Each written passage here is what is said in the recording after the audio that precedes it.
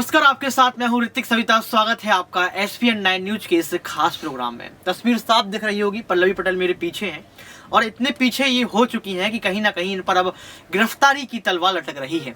पल्लवी पटेल वही है जिन्होंने सराथू से केशव प्रसाद मौर्य को लताड़ा था। लताड़ना इसलिए बोल रहा हूं क्योंकि केशव प्रसाद मौर्य ने दावा किया था कि सराथू से तो कमल खिलेगा, लेकिन सराथू से जो है केशव प्रसाद मौर्य हार गए और डिप्टी CM का पद भी उनको मिल गया। इसके बाद जो है पल्लवी पटेल बहुत सुर्खियों में आ गई और कह दिया गया कि ये बहुत कद्दावर नेता है और बीजेपी की एक महिला ऐसी नेता है पल्लवी पटेल जो किसी को भी हरा सकती है, जब डिप्टी CM को हरा दिया। लेकिन बड़ी बात निकलकर ये आ रही है कि अब जब भारत जोड़ो यात्रा आज उत्तर प्रदेश पहुंची है तो पल्लवी पटेल ने एक वादा किया था। पल्लवी पटेल ने कहा था कि अपने दोनों भाई यानी कि राहुल गांधी और अखिलेश यादव को साथ लेकर आएंगे। उन्होंने ये भी कहा था कि हम दोनों भाई का गठबंधन भी करवा देंगे, लोकसभा चुनाव की तैयारी भी करवा देंगे। लेकिन बात यहीं तक नहीं थमती है। यहाँ पर अखिलेश यादव और मायावती ने साफ तौर पर मना कर दिया कि वो भारत जोड़ो यात्रा में शामिल नहीं होंगे। लेकिन पल्लवी पटेल ने जिस तरीके से यहाँ पर दोनों भाइयों का जिक्र किया, तो क्या अब पल्लवी पटेल भारत जोड़ो यात्रा में शामिल होंगी? क्या पल्लवी पटेल अपने भाई यानी कि अखिलेश यादव का हाथ पकड़कर साथ भारत जोड़ो यात्रा में जाएंगी? क्योंकि दावा तो यही किया था और भारत जोड़ो यात्रा आज उत्तर प्रदेश में पहुंच भी चुकी है। लेकिन डर इस बात का है कि पल्लवी पटेल ने जैसे ही राहुल गांधी अखिलेश यादव का जिक्र किया, दोनों को भाई बोल दिया, दोनों को साथ लेकर आई, तो वहीं केशव प्रसाद मौर्य और तमाम बीजेपी के उत्तर प्रदेश के नेताओं ने कह दिया कि पल्लवी पटेल सराथू के अंदर भ्रष्टाचार फैला रही हैं। ये भी कह दिया कि पल्लवी पटेल ने सराथू के अंदर जो है भ्रष्ट माहौल बना दिया है और इनकी फाइल्स को भी खोला जाएगा, इनके घर जो है ED CBI को भी भेजा जाएगा। तो सवाल ये खड़ा होता है, क्या बीजेपी डर गई? क्या बीजेपी निकाय चुनाव के पहले, लोकसभा चुनाव के पहले डर गई? क्या बीजेपी को इस बात का डर है कि अब अखिलेश यादव और राहुल गांधी साथ आ जाएंगे तो उत्तर प्रदेश से बीजेपी का सुपड़ा साफ हो जाएगा? क्या यही बड़ी बात है? इसलिए आज पल्लवी पटेल पर जो है गिरफ्तारी की तलवार लटक रही है। इसी मुद्दे को लेकर हमारे साथ बात करने के लिए मौजूद है राहुल सर। सर, आपका बहुत बहुत स्वागत है। शुक्रिया सर, आपने पूरी प्रस्तावना सुनी। प्रस्तावना सुनने के बाद आपको ये पता चल गया होगा कि पल्लवी पटेल ने जो बयान दिया था भारत जोड़ो यात्रा को लेकर, राहुल गांधी को लेकर, कि हम दोनों भाइयों को जो है एक साथ लाएंगे। उन्होंने ये कहा था कि दोनों भाइयों को साथ लेकर कहीं ना कहीं चुनाव की तैयारी भी करेंगे। क्या नजर आती है तस्वीर? भारत जोड़ो यात्रा तो पहुंच गई है। क्या लगता है आपको कि अखिलेश यादव और पल्लवी पटेल भारत जोड़ो यात्रा में पहुंचेंगे? देखिए, भारत जोड़ो यात्रा की अगर हम बात करें तो ये यात्रा उत्तर प्रदेश में कांग्रेस अपनी खोई हुई जमीन को तलाश करने के लिए निकलेगी। देखिए, भारत जोड़ो यात्रा की अगर मैं बात करूं, सब पार्टी ने स्वागत जरूर किया है। चाहे मैं RLD की बात कर लूं, मायावती की बात कर लूं या मैं सपा की बात कर लूं, देखिए सबने समर्थन किया है। देखिए, जो आमंत्रण भेजा था कांग्रेस पार्टी की तरफ से जयंत चौधरी को, अखिलेश यादव को, मायावती को, वो खबर में पढ़ रहा था, तो राकेश टिकैत को भी भेजा गया, तो सबने स्वागत किया। उन्होंने कहा कि यात्रा आपकी मंगलमय रहे, जो यात्रा आप लेकर चल रहे हैं ये सफल रहे, लेकिन इस यात्रा में शामिल नहीं होंगे। कौन? मायावती, अखिलेश यादव, राजा भैया। लेकिन राकेश टिकैत इस यात्रा में शामिल होते नजर आ रहे हैं। यानी कि किसानों का जो मोर्चा है वो इस यात्रा में शामिल हो रहा है, जो जाहिर तौर पर यह बता रहा है कि राहुल गांधी को विपक्ष का पूरा समर्थन तो मिल गया है, भले ही शामिल ना हुए लेकिन उन्होंने आशीर्वाद दे दिया है। तो राहुल गांधी की देखिए, आपने पल्लवी पटेल का जिक्र किया, अखिलेश यादव का जिक्र किया कि अखिलेश यादव और पल्लवी पटेल क्या इस यात्रा में आएंगे? अखिलेश यादव का मैं नहीं कह पाऊंगा, लेकिन मुझे ऐसा लग रहा है कि पल्लवी पटेल हो सकता है शामिल जरूर हो। राकेश टिकैत जैसे बड़े नेता। राहुल सर, आपको मैं थोड़ा टोकना चाहूंगा। आपने राकेश टिकैत का जिक्र किया, आपने साफ तौर पर यह भी कह दिया कि पल्लवी पटेल पहुंच सकती हैं, क्योंकि पल्लवी पटेल राहुल गांधी को अपना भाई मानती हैं। तमाम अखबारों ने इस चीज को लिखा भी था। जहां राहुल गांधी की भारत जोड़ो यात्रा से अखिलेश यादव, मायावती पीछे हटते नजर आ रहे हैं, वहीं चाचा शिवपाल का मैं जिक्र कर लेता हूं।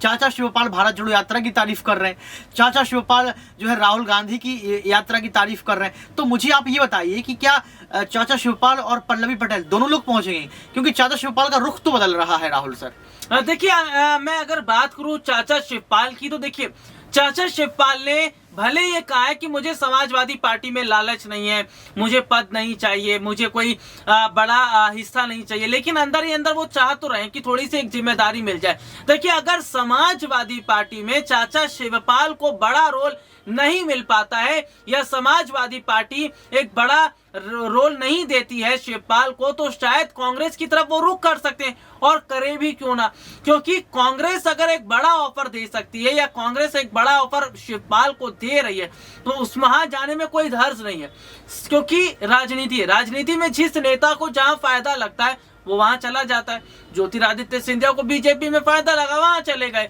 भाई वरुण गांधी की चर्चा हो रही है, लेकिन बात ये उठती है कि जब अखिलेश यादव राहुल गांधी की भारत जोड़ो यात्रा में शामिल नहीं होना चाहते हैं, जब अखिलेश यादव लगातार कह रहे हैं कि भारत जोड़ो यात्रा में शामिल नहीं होंगे, तो फिर पल्लवी पटेल, चाचा शिवपाल क्यों शामिल होने की बात कर रहे हैं? तो क्या आज पल्लवी पटेल, चाचा शिवपाल अखिलेश से नाराज है?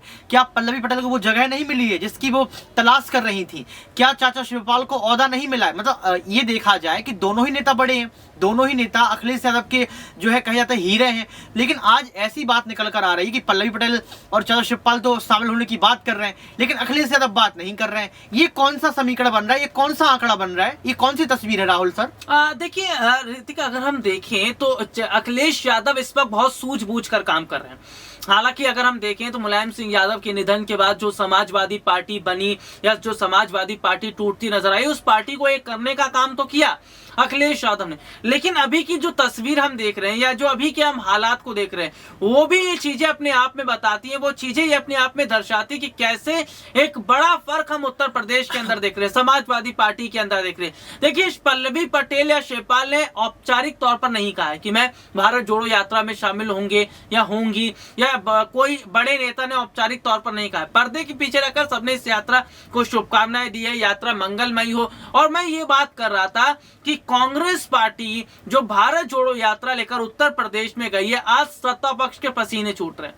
आपको समाजवादी पार्टी से तो झटका लगा, मैनपुरी, खतौली, जसवंत नगर, यहाँ बीजेपी तो ये कह रही है कि पल्लवी पटेल को लगातार भ्रष्टाचार कर रही है, तो भ्रष्टाचार के आरोप भी पल्लवी पटेल पर लग रहे हैं।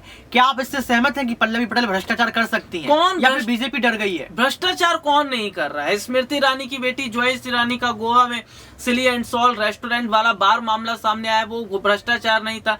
शिवराज सरकार के रहते आंगनबाड़ी का घोटाला हुआ, ये भ्रष्टाचार नहीं है। प्रधानमंत्री नरेंद्र मोदी ने कहा कि हर गरीब के खाते में 15 लाख आएगा, ये झूठ नहीं है। आपने कहा नोटबंदी इसलिए की गई क्योंकि काला धन वापस लाया जाएगा, आतंकवाद खत्म हो जाएगा, और जो तमाम तरीके की जो भ्रष्टाचार हो रहा है वो खत्म हो जाएगा। कहाँ आज आतंकवाद खत्म हुआ या काला धन कितना है? सरकार ने कुछ बताया? कुछ नहीं बताया। तो क्या यहाँ पर पल्लवी पटेल गिरफ्तार होंगी? क्योंकि तलवार तो लटक रही है। आपको क्या लगता है कि चुनाव के पहले कुछ बड़ा देखने को मिल सकता है? देखिए गिरफ्तारी की अगर बात करें तो मामला अगर खुलता है, फाइलें खुलती हैं, भ्रष्टाचार का मामला हो सकता है, तो हो सकता है गिरफ्तार हो सकता है। तो फिर क्या बीजेपी का डर है? ये हो सकता है सलाखों के पीछे जाए। और देखिए सबसे बड़ी बात क्या है कि चाचा शिवपाल की अभी फाइल खुल गई थी ना, क्यों? क्योंकि समाजवादी पार्टी का सपोर्ट कर रहे थे, समर्थन कर रहे थे, मैनपुरी में खुलकर प्रचार प्रसार कर रहे थे। तो बीजेपी आज जो है वो बहुत अच्छे से तमाम सरकारी एजेंसियों का, बीजेपी बहुत अच्छे से तमाम सरकारी संस्थाओं का इस्तेमाल करना जानती है,